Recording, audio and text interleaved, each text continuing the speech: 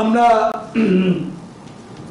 শুরু থেকেই স্পষ্টভাবে বারবার বলেছি, শিক্ষার্থীদের আবেগ অনুভূতি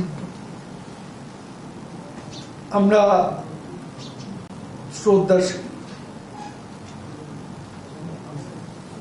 বারবার বলেছি যে দেশের সর্বোচ্চ আদালতের বিচারাধীন বিষয় নিয়ে আদালতের নির্দেশনা ব্যতিরেকে সরকারের এই মুহূর্তে কি করণীয় আছে।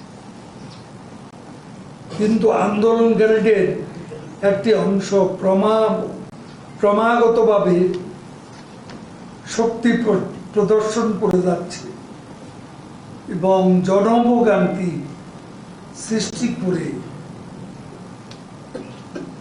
যাচ্ছে।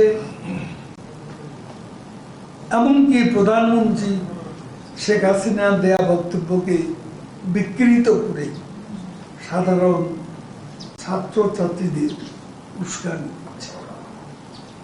এই আন্দোলনকারীরা ঢাকা বিশ্ববিদ্যালয়ের মতো শিক্ষক শিক্ষার্থীদের রক্তস্নাত পবিত্র শিক্ষা প্রতিষ্ঠানে নিজেদেরকে রাজাকারের পক্ষভুক্ত করে, যা মুক্তিযুদ্ধের চেতনার মর্মমূলে আঘাত হানার সামনে। মুক্তিযুদ্ধে গণহত্যা, ধর্ষণ, অগ্নিসংযোগ, লুটপাটে নিয়োজিত রাজাকার বাহিনীর পরিচয়কে আত্মপরিচয় হিসাবে স্লোগান দেওয়ার পর বাংলাদেশের জাতীয় পতাকা বহন করা নৈতিক অধিকার কি থাকে? বিএনপি জামাতের ছাত্র সংগঠনের ক্যাডাররা আন্দোলনকারী বেশে পুলিশের উপর আক্রমণ করছে, হলে হলে গিয়ে সাধারণ ছাত্রদের জোরপূর্বক আন্দোলন করার জন্য ভয়ভীতি দেখাচ্ছে। মধ্যরাতে ঢাকা বিশ্ববিদ্যালয়ের মেয়েদের আবাসিক হলের দরজা ভেঙে সহিংসতা সৃষ্টি করেছে। আমরা গতকালও দেখেছি, বিনা উস্কানিতে তারা ঢাকা বিশ্ববিদ্যালয় ছাত্রলীগ সহ সাধারণ ছাত্রছাত্রীদের উপর নির্বিচারে হামলা চালিয়েছে। আজকে পত্রপত্রিকায় আমরা যা দেখতে পেলাম তাতে মনে হয় ছাত্রলীগের উপর সব ব্যাপারে দৌড় চাপানো একটা ফ্যাশনে পরিণত হয়েছে। সব দোষী যেন নন্দঘোষ ছাত্রলীগের, অথচ এ হামলা গতকাল আমাদের ছাত্রলীগের 500 নেতা কর্মী আহত হয়েছে। 200 জনের অবস্থা খারাপ, যাদের মধ্যে কেন্দ্রীয় নেতা আছেন 20 জন। এছাড়াও ঢাকা বিশ্ববিদ্যালয় শহীদুল্লাহ হলের সামনে ছাত্রলীগের 2 জন নেতাকে গুলিবিদ্ধ করে। আমি কোনো মিডিয়া এটা দেব, কিন্তু এটাই হলো সত্য। পাশাপাশি ছাত্রলীগের বিভিন্ন নেতার ছবি ব্যবহার করে ভুয়ায় ও পেজ থেকে অপপ্রচার চালিয়ে সাধারণ শিক্ষার্থীদের উত্তেজিত করার অপচেষ্টা করা হচ্ছে। বিএনপি জামাতের ছাত্র সংগঠন এক্ষেত্রে সক্রিয় ভূমিকা পালন করছে। আজ তো বিএনপির পর তাদের ছাত্র সংগঠন প্রকাশ্যে এই আন্দোলনে যোগদানের ঘোষণা দিয়েছে। যে ব্যক্তি বাংলাদেশ আওয়ামী লীগের কার্যালয়ে 2018 সালে আন্দোলনরত ছাত্রীকে ধর্ষণ করা হয়েছিল, আমাদের এই অফিস, এটা গুজব ছড়িয়েছিল, আপনারা জানেন বেশি দিন আগের কথা। এ ধরনের ষড়যন্ত্রকারীরা গুজব অপপ্রচার চালিয়ে আজকে দেশে গণ অভ্যুত্থান ঘটানোর দিব্যাস্ত্র করছে। আমরা গতকালের ঘটনা তীব্র নিন্দা প্রতিবাদ জানাই। আবারও বলতে চাই, কোটা সংস্কারের বিষয়টি দেশের সর্বোচ্চ আদালতে বিচারাধীন।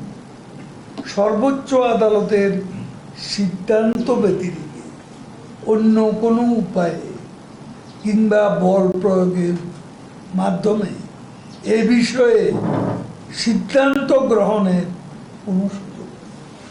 আমরা ইতিমধ্যেই লক্ষ্য করেছি এ আন্দোলনের কুশীলব জামাত বিএনপি অপশক্তি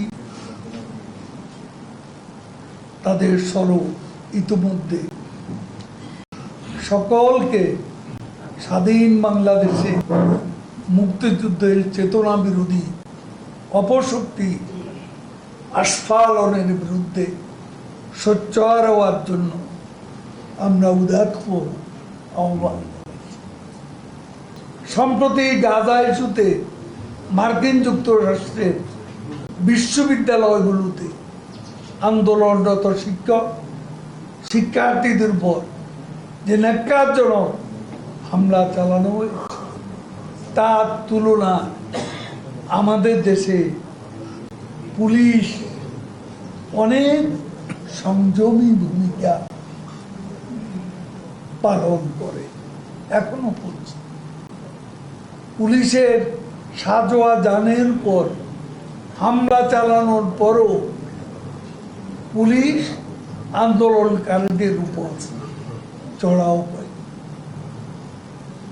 আমরা আন্দোলনকারীদের আদালতের চূড়ান্ত আশা পর্যন্ত আবারও ধৈর্য ধরার আহ্বান জানাচ্ছি।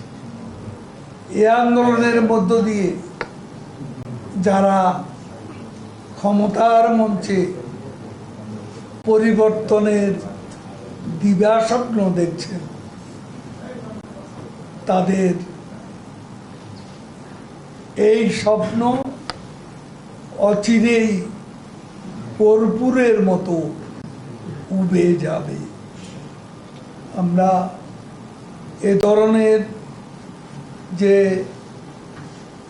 তথাকথিত আন্দোলন, যার সাথে জনগণের সম্পৃক্ততা নেই এবং স্বাধীনতা সার্বভৌমত্বকে যেই আন্দোলন টার্গেট করে, মুক্তিযুদ্ধকে টার্গেট করে, মুক্তিযুদ্ধের ইতিহাস নিয়ে বিকৃত বক্তব্য উত্থাপন করে, সেই আন্দোলন আমরা মোকাবিলা করব, প্রতিহত করব এবং ইনশাআল্লাহ পরাস্ত। আন্দোলনের নামে জনগণের জনজীবনে কোনো প্রকার দুর্ভোগ সরকার কোনোভাবেই মেনে নেবে না। আন্দোলনের নামে মহান মুক্তিযুদ্ধের চেতনার কোনো প্রকার অবমাননা আমরা বেঁচে থাকতে সহ্য করব। কোনো দুর্বলতা নয়, ধৈর্য ধরার মানে দুর্বলতা। আজ আমি জোর করে আন্দোলনের উপর চড়াও হবো, তখন আপনি কি প্রশ্ন?